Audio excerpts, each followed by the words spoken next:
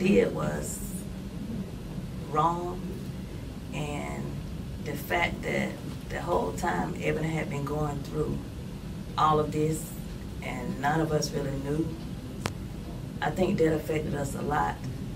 And for a young lady Ebony's size and caliber and the kind of person she was to have to put up with that, I'm relieved that he was found guilty on all 3 charges. I'm saddened because she's not here, and he tried to defame her character during this whole trial.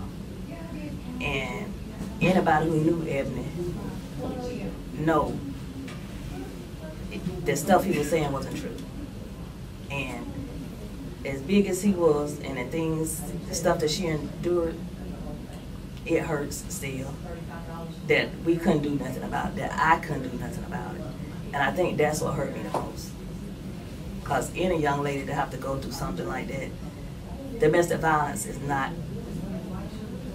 in our society right now, it's a big issue, but it's not brought a light into something like this happening. And I'm just praying anybody out there in an abusive relationship, please, please tell somebody. So somebody can help, a family, a friend, the police, neighbors, anybody. Tell your pastor, talk to the church. But please don't put up with this, because I don't want nobody else's family to go through what we've been going through. October is National Domestic Violence Awareness Month, also known as Intimate Partner Violence Awareness Month. Approximately 1 in 3 women and 1 in 4 men will experience some form of intimate partner dating violence or domestic violence in their lifetime. It is very likely that someone you know is a survivor or may be suffering in silence.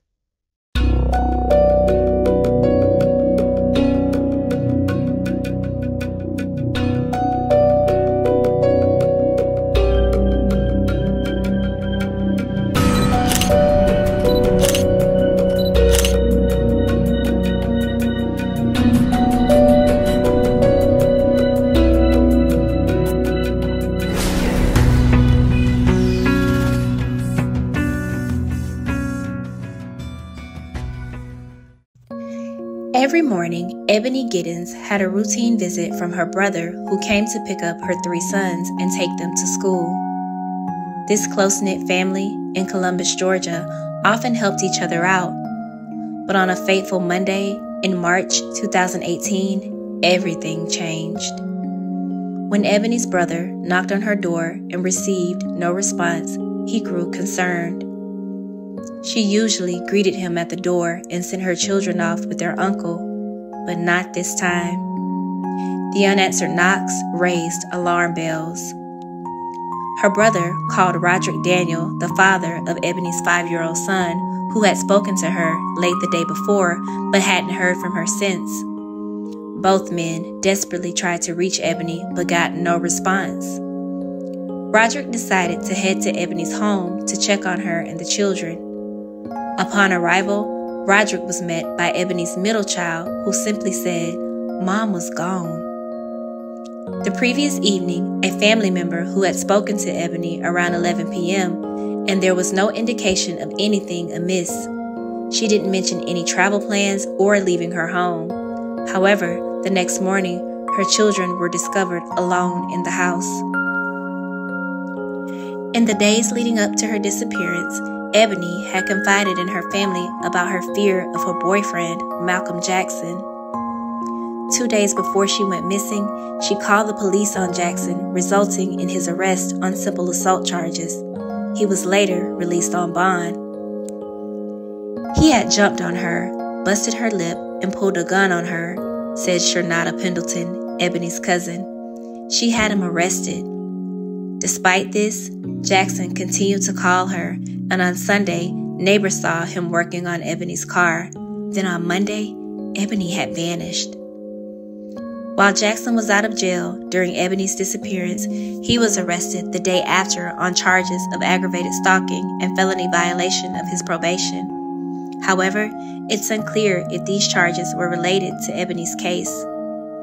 Initially, the police didn't suspect foul play, but Ebony's family strongly disagreed, believing she would never leave her children alone. When investigators searched her home, they found all her personal belongings still inside.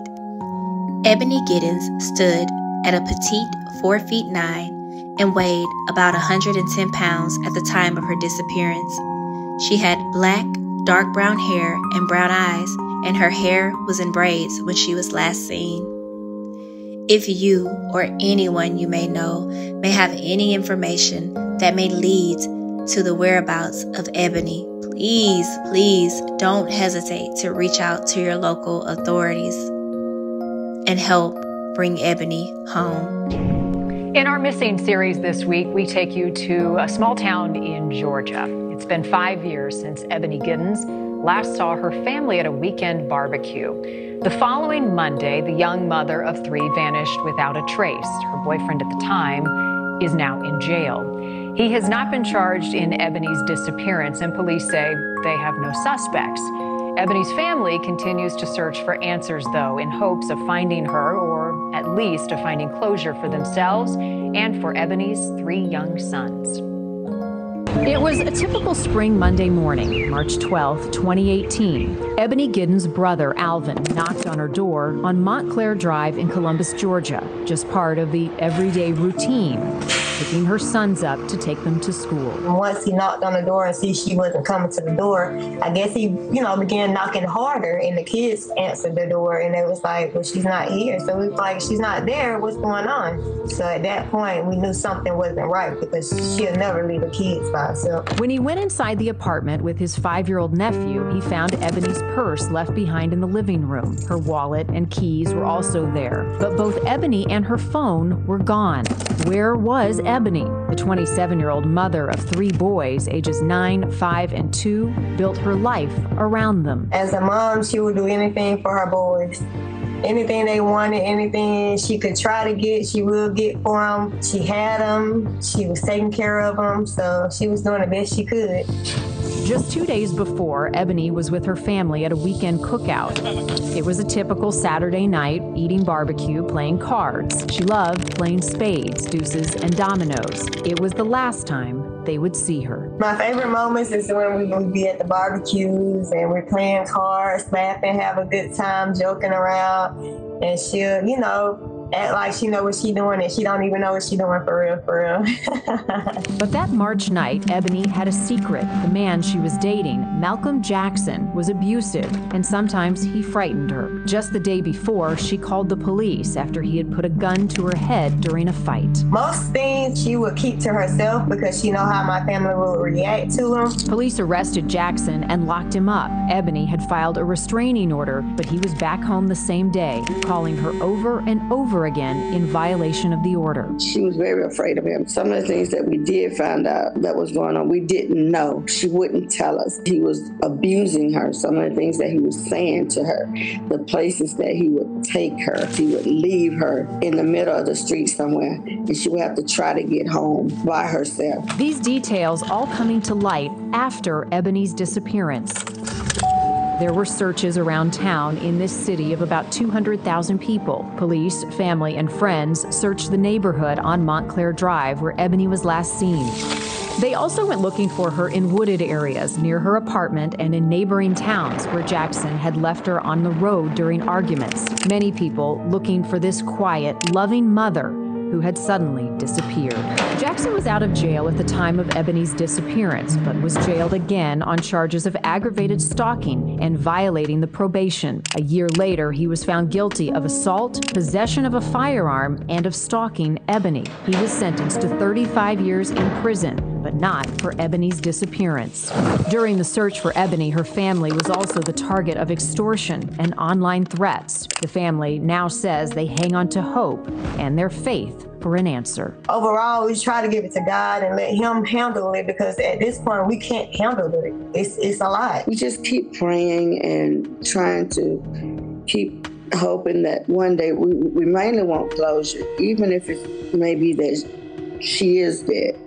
But we want some closure and to give the kids some closures to what happened to her. But these kids, because they're constantly growing, that they knowing that they had a mother and one day they didn't have her, but we don't know what happened.